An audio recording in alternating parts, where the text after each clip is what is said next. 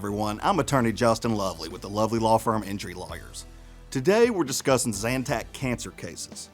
These have been in litigation for a few years now, and the litigation is speeding up with trials scheduled very soon.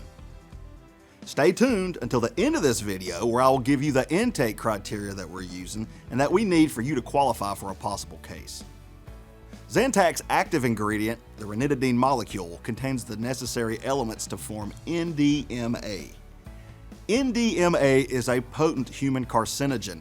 Discovered as a byproduct in manufacturing rocket fuel, NDMA's only commercial use is to induce the development of cancer in lab animals. The FDA states that NDMA exposure above 96 nanograms a day is unsafe, and yet recent findings by an independent FDA-accredited laboratory show that in a single 150 milligram dose of Zantac ranitidine, that can expose consumers to millions of nanograms of NDMA. These findings prompted a global recall of all ranitidine-containing products, with over 50 countries restricting, warning, or outright banning Zantac. Currently, NDMA has been linked with several different types of cancer. However, as more research becomes available, the scientific connections are ever evolving. As a result of the abundant evidence linking NDMA and cancer development, multiple lawsuits were filed in courts around the U.S.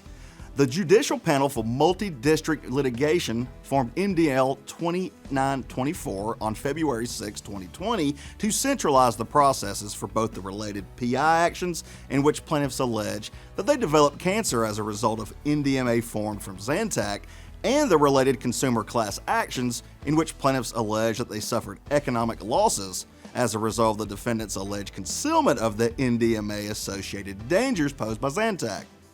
The core factual issues in the personal injury actions will be the same as in the consumer class actions.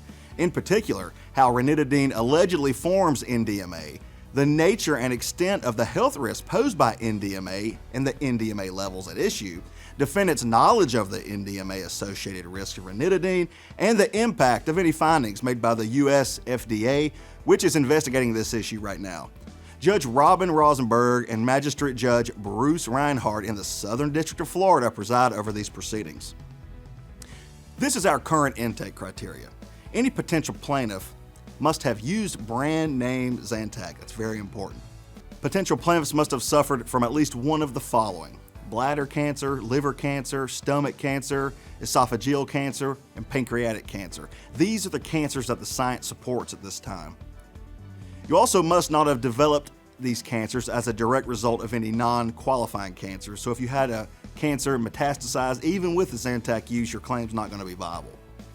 You must not have developed above injuries as a result of any cancer diagnosis prior to a Zantac use. Also, you must use the drug after October 1984. It's been around a long time. You must have been diagnosed between January 1st, 2000 and the present time. You must have developed one of the above injuries that we've mentioned at least 12 months after the use start date of Zantac. You must use qualifying drugs for a minimum of at least 1 year, and you must have used Zantac for a minimum of 6 months. Now, additionally, you must be diagnosed with these cancers that I've mentioned within 20 years of your last dose of Zantac. Obviously, for us to help you, you can't already be represented by an attorney. And finally, you must not have lived in Michigan. We can't help you there because of the statute of limitations issues. This is the intake criteria that should support a valid claim and that we're investigating. If you think you meet this criteria, reach out to us for a free consultation. You can also read more about Zantac on our website at www.justiceslovely.com. When life gets ugly, justice